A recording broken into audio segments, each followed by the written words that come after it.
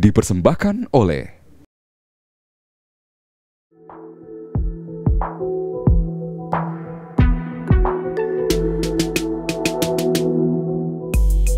Divisi Hospital sengaja dibuat PT Esler Group Internasional karena harapan besar Jang Roni Yuwono memajukan dunia kesehatan di tanah air.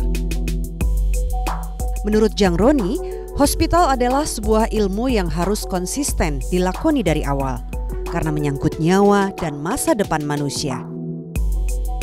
PT Esler menerapkan konsep arsitektur rumah sakit yang terintegrasi dengan mal dan apartemen.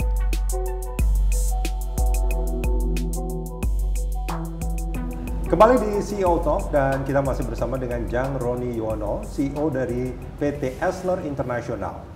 Mas Roni, ini kalau kita bicara soal bisnis arsitektur, ini kan biasanya untuk mendapatkan satu proyek itu dengan tender. Iya, benar Lebih sekali. kurang begitu ya? Iya, benar Nah, sekali. kalau bicara proyeknya sendiri ini, sekarang berapa banyak proyek yang sedang dikerjakan sama Mas Roni? Kita emang ongoing total di kita ada sekitar 20 project ya. Ada 20 proyek? 20 project in total, dan kebanyakan proyek ini emang adalah integrated mixed use development. Integrated Mixed use development. Jadi ada apartemen, ada shopping mall, ada hospital, CBD hotel, gitu? CBD ya. Oke. Itu di mana saja? Di Indonesia saja? Atau termasuk Banyak di juga yang Indonesia tadi? dan sebentar lagi kita juga ada beberapa di China. Di China. Kalau kebetulan di Indonesia kita ada beberapa di tempat CBD seperti di Mega Kuningan. We are now actually undergoing. We are now doing one of the tallest residence di Mega Kuningan. Oke. Menurut saya itu salah satu pencapaian yang boleh kita katakan cukup bangga ya terhadap pencapaian itu.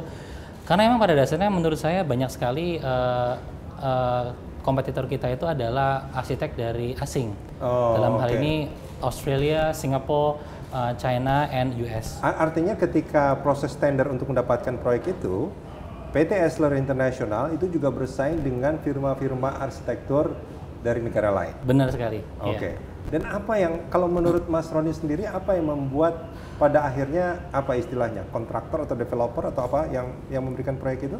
Sebutannya apa? Dia Investor? developers or owners Oke. ya. Developer itu menyerahkan proyek ini ke PT Esler Internasional. Ya, basically kebanyakan klien kita yang melihat itu adalah ada beberapa faktor ya. Salah satunya mungkin of course dari segi bisnis itu sendiri, bagaimana our planning itu bisa fit into their business, itu yang pertama. Yang kedua adalah produk. Kita kan basically adalah product makers. Dan ketiga adalah how do they trust us to deliver the product yang akan mereka jual ke pasar. Boleh dikatakan salah satu kunci sukses kita dalam memenangkan tender itu adalah our design is actually based on the human need.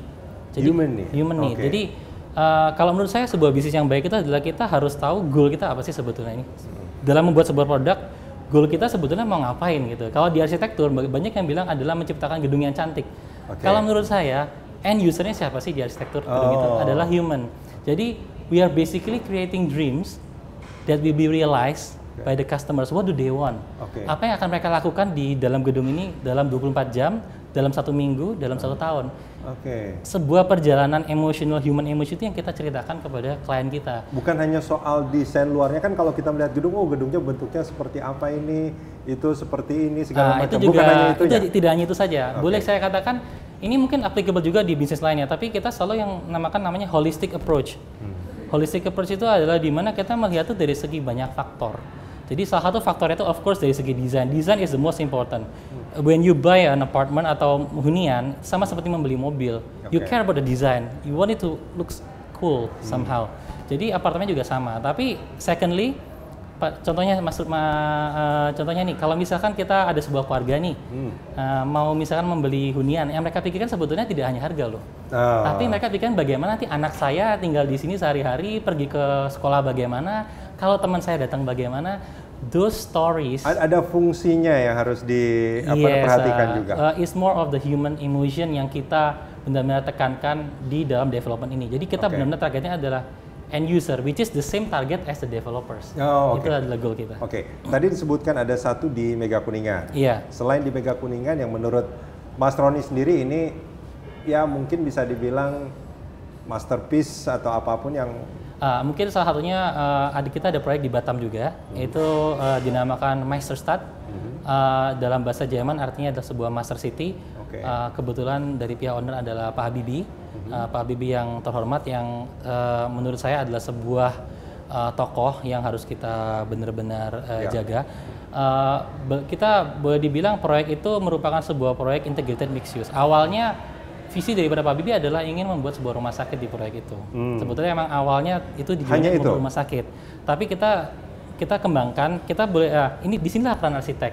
Kita bilang kalau rumah sakit saja itu is a traditional planning. How do we make rumah sakit itu boleh kita katakan hospital 4.0, di mana orang yang nanti akan di rumah sakit tersebut juga ada huniannya, ada shopping mallnya, ada dan sebagainya. Jadi kita mensulap itu menjadi sebuah yang namanya integrated mixed use dengan salah satu core-nya adalah hospital sector. Dan ini ongoing proses, sudah mau selesai? Kita sudah topping off tower keempat, tepatnya beberapa minggu lalu. Dan rencana mungkin di handover sekitar akhir tahun ini. Akhir tahun ini. Luar biasa. Mas Roni, ini Anda masih muda. Apakah di tim Anda, karena Anda tidak mau menyebut staff, di tim Anda itu apakah semuanya seumuran, arsitek-arsitek seumuran, atau ada yang mungkin senior, terus kan itu kan agak berbeda biasanya ya. Ini sebetulnya menarik sekali ini. Jadi memang di tim kita itu mix ya. Jadi ada yang, of course we need a senior person ya. Jadi ada banyak senior, ada juga yang masih muda, ada yang memang kira-kira in the mid 40s. Tapi ada satu hal yang setiap kali tim kita we recruit a new team, saya selalu bicara yang namanya crew resource management. Crew resource management ini adalah strategi yang dipakai oleh pilot. Yang saya terapkan di dalam company ini. Jadi kalau boleh saya cerita sedikit ya, di dalam pilot itu adalah salah satu profesi yang boleh dibilang if you make a human error it will be fatal. The same as architecture. Kalau kita bikin error, contohnya ini kebakaran, nanti penghuninya bisa meninggal pada saat ada kebakaran. Kita tidak boleh salah planning. Oleh sebab itu, yang dinamakan crew resource management itu adalah di dalam sebuah tim di mana ada leadernya, ada supervisor dan ada tim manage di bawah. Tim manajemen yang ada di bawah itu boleh mengkritisize yang di atas. Dan ini saya ulangi, manajemen yang di bawah itu boleh mengkritisize yang di atas. Termasuk saya sendiri. Artinya banyak dong yang mengkritisize Mas Roni selama ini. Setiap hari.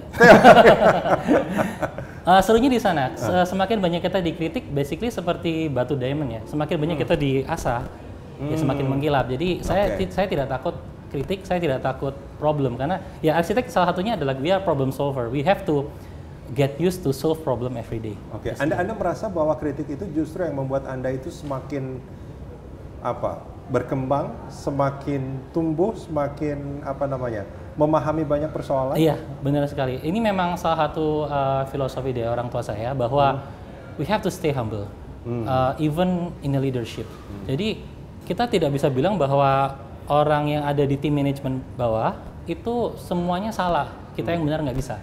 Jadi any input from them, it's going to be benefit for you anyway. Artinya banyak sekali nilai-nilai dari orang tua yang sangat berkesan dan dipakai sama Mas Roni. Banyak sekali ya. Mas Roni, Anda masih muda, membangun perusahaan, artinya kan ini learning by doing, kurang lebih begitu kan? Itu ketika Anda bertemu dengan permasalahan-permasalahan, kendala-kendala, halangan, tantangan, bahkan mungkin tembok yang tinggi, gitu. Apa yang membuat Anda merasa bahwa ini tantangan, karena itu saya harus hadapi, saya nggak akan mundur. Gitu. Apa kira-kira? Begini, jadi arsitektur itu kita juga carry a very huge responsibility. Ini juga saya tekankan ke setiap tim. Anytime we sign a contract, a new contract, saya selalu ada briefing, just 5 minutes, and then I say to all my team, just 5 minutes only, hanya 5 menit saja briefing kepada mereka, saya bilang, apa yang kita kerjakan sekarang ini, kita harus responsibel kepada seluruh buyer-buyer yang akan membeli hunian ini. Salah satu buyernya mungkin bisa jadi adalah orang yang sudah menabung selama 20 tahun tuh, untuk membeli hunian. Kita carry that big of responsibility. We have to get it done. No matter what. Jadi itu kita namakan, pada saat kita melihat tembok, kita harus melihat bahwa kita ini sebetulnya meng-carry on that big of responsibility. Orang-orang yang memang pada dasarnya ingin membeli sebuah hunian, either itu apartemen atau sebuah retail baru, startup yang ingin buka di our shopping mall design kita. Jadi kalau kita ingat itu, temboknya terasa lebih kecil. Oh, oke. Mas Roni, kita jeda sebentar. Kita akan lanjut di segmen berikut. Pemirsa jangan kemana-mana, CEO Talk masih akan kembali.